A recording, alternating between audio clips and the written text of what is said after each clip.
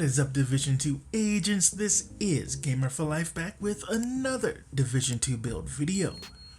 I know level 4 control points can give a lot of agents out there some headaches, but I also know they are necessary to take out to acquire certain blueprints. These control points are filled with tanky, hard-hitting elite enemies, far more than you see in a lot of the heroic missions. This protection from elites build is going to make your life a lot easier when taking these level 4 control points out. As you can see, I am getting hit from every angle, taking these shots like a champ. Let's take a look at this build and see how I'm able to do this. Alright, so you can see we have the chill out mask. Now this mask is only available during the holiday season. Hopefully you guys have been able to get your hands on one these last 2 holiday seasons.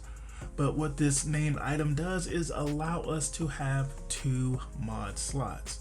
So this is the Healer Guard brand set with plus 5% total armor for the brand set bonus, rolled with max armor, crit chance, and I have 2 protection from elites mods. And the expertise is 12%, and every gear piece that we have is 12% for the expertise row.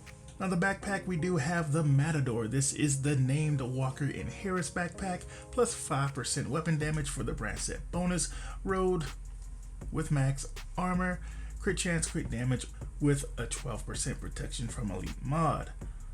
The talent is Perfect Adrenaline Rush. Whenever you are within 10 meters of an enemy, gain 23% bonus armor for 5 seconds, stacks up to 3 times. Cooldown is 5 seconds. And then we do have improvised gloves, and you get these improvised pieces at your crafting table. You know, you can, well, let's go ahead and take a look at it. Alright, so you come to your crafting station and go all the way down to this one, and you can see you can craft improvised gloves. This way you just have to pretty much get lucky, and hopefully you get the attributes and the core attribute that you need, you know, just to showcase how you get these improvised pieces. And you do that because I have improvised knee pads and holster, and you do it the same way.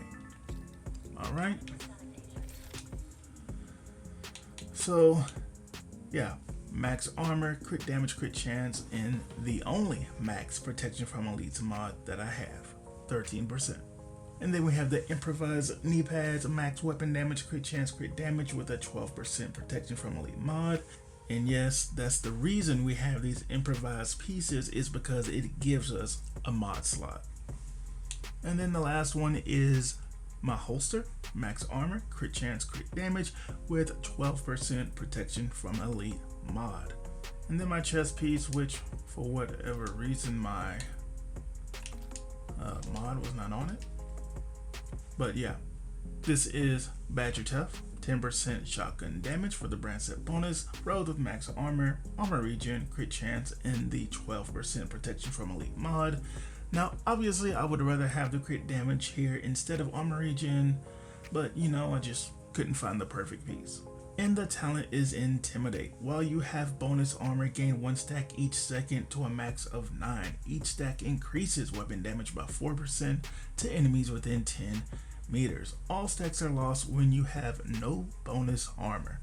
So obviously our Adrenaline Rush is going to be proccing this, and even though the talent says it gains a stack each second to a max of 9, it does not take 9 seconds to get those full stacks. It only takes about 3 seconds to get the full stacks. So when you get that bonus armor from your backpack, you're gonna get the full stacks of Intimidate really fast.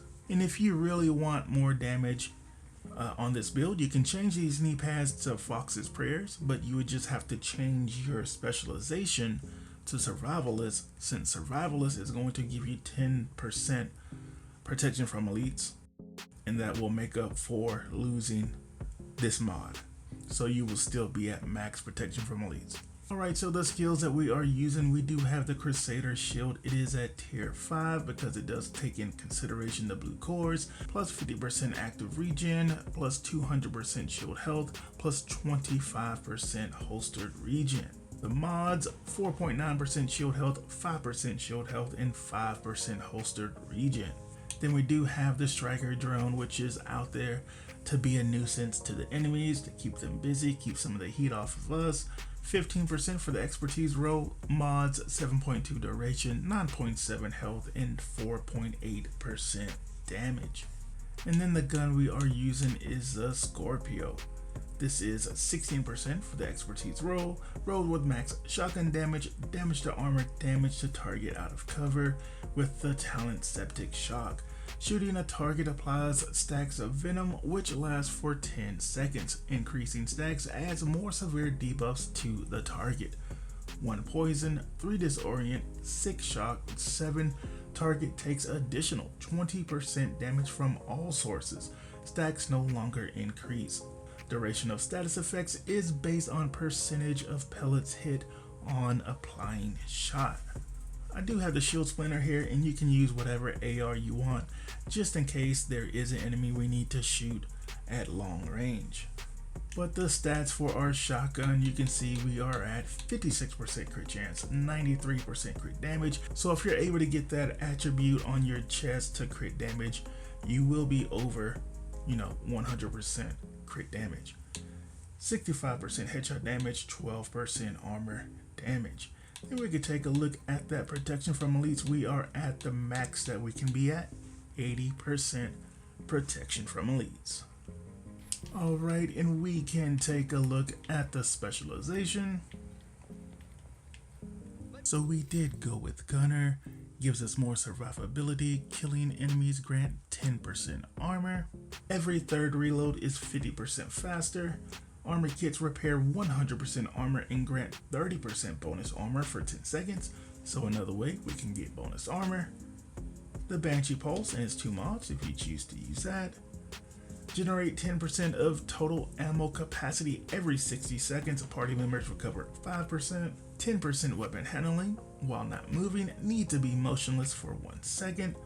50% pulse resistance and rate of fire increases by 5% on kill for 5 seconds.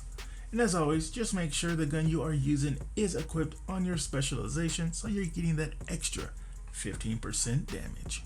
So that is the build, my friends. If you are someone having trouble with level 4 control points, I really hope you give this build a try because I know it will absolutely give you the confidence going forward to take these control points out.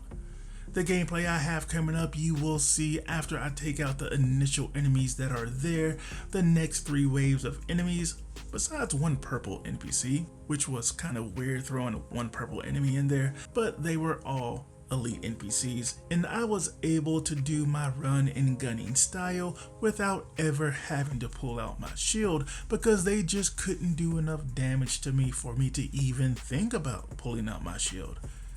It was a beautiful thing. That's gonna do it for this one. I just want to thank everyone for your continued support of the channel. If anyone is new here, what this channel is all about is helping the community out to be better at the game and give you different ideas in different ways to play the game with all of these different type of build videos. I know some agents will have different opinions of how to run certain builds I put out, but that is why I always say these builds are just templates for you to tweak to however it fits your own personal playstyle. And if you want to let us know how you tweak certain builds, do so in the comments. We would love to hear it. And maybe it will help someone else out or even myself seeing it used in a way maybe we didn't think about using it. Helping each other out. That is what we are all about here in a toxic-free environment, so we do it with respect. With all of that said, I've got the gameplay coming up, so stay tuned for that. I hope everyone is doing good and staying safe out there, and as always, my YouTube family, take it easy.